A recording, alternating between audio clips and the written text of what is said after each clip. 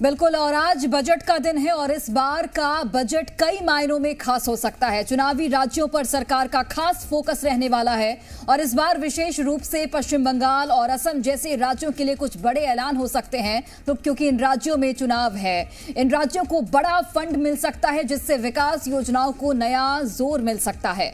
इस ऐतिहासिक मौके पर वित्त मंत्री निर्मला सीतारमण राष्ट्रपति भवन पहुंची और राष्ट्रपति द्रौपदी मुर्मू को बजट की कॉपी सौंपी गई।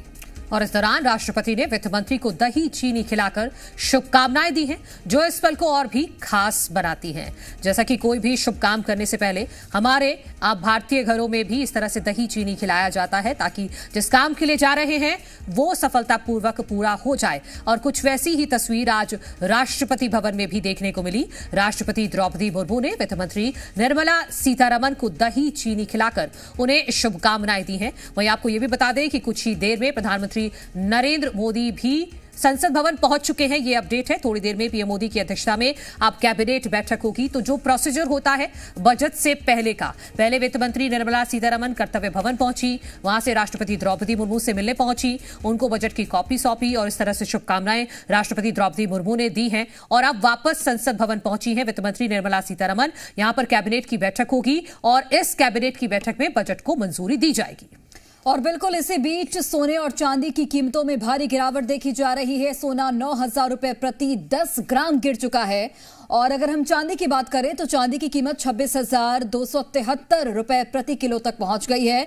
और अब सबकी निगाहें बजट पर टिकी हुई हैं और सबसे बड़ा सवाल यही है कि क्या इस बार बजट महंगाई से राहत देगा या फिर आम आदमी की जेब पर और बोझ डालेगा।